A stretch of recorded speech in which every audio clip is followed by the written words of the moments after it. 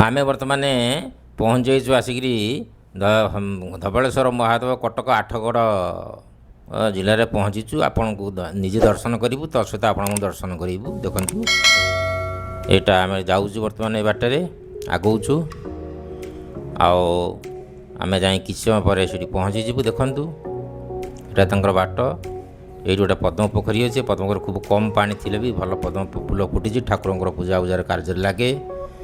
आगे गलु आगे चलीचु। हर हर महादेव धबलेश्वर महादेव आठगड़ आपण आमको दर्शन करूचु। दर्शन करंतु आनंद लाभ करंतु। आगे चलुचु आम बर्तमान आम कि बाट गला गोटे पोल पड़ो। एपटे झूला पोल ना एवं गवर्नमेंट गोटे पिलर दे नुआ पोल कर देखु आम जाऊँ ये नुआ पोल सेपटे आसवा बाट ये महानदी उपर ये झूला पोलटी होती किए जाऊना यार कंडीशन भल ना। ए पूर्व भी लोक मैंने ये पोल नाला जो डंगार पारि जाऊे कष्ट करके बर्तमान आम बाट जाऊँ। ठाकुर पीढ़ उपर जो चारिपट जाक पानी मझे गोटे दीप भली रही अच्छे सुरम्य जगार ठाकुर रही। चारिपट जाक महानदी गोटे दीप भली जगार ठाकुर प्रभु महादेव अवस्थान कर सुरम्य सुंदर देवदुर्लभ जगह। आम बर्तमान पहुँचुचु तांकर आस्थान उपरकू जो ठाकुर विराजमान कर देखु। आम आस्ते आस्ते पाहाच पाहाच गुड़ाक सब अतिक्रम कर पहुँची गलु आस्थान उपरकू।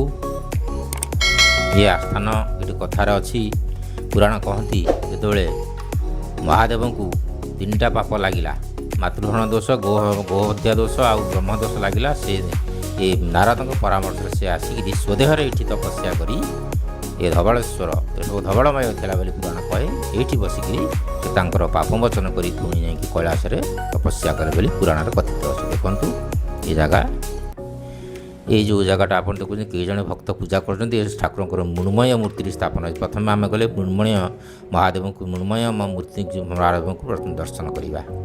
कई जन भक्त ये पूजा दौरान बहुत लोग ये हाँ जो जागर भय तिथि बेले ये गोड़ जगह मुंड मिले ना बहुत लोग कहते। यापर ये मृण्मय मृण्मय मूर्ति हर महादेव ये देखो श्रीराम राम लक्ष्मण सीता मूर्ति ये पूजा चली। लोक मैंने पूजा जाऊँच नना मैंने पूजा करुँचा।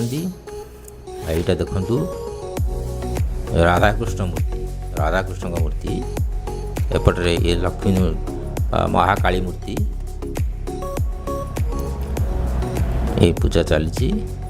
रोष घर ये देखो रोष घर लगे ठाकुर भोग रोषे घर हुए रोषे हमें सेपटे बसी फूल गुंथुंट ठाकुर नीतिकर्म चली धीरे धीरे।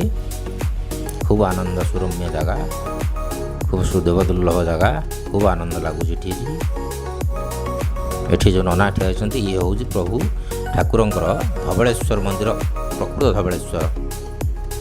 धबलेश्वर आविर्भूत होती धवल मूर्ति चिन्मय मूर्ति रही।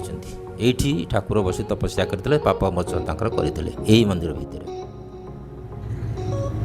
ये देखते भोग दुकान सब अच्छी लोक मैंने भोग किणिले ये भोग किणी ठाकुर पाखे प्रसाद लगेबे भोग सामग्री बिक्री हो।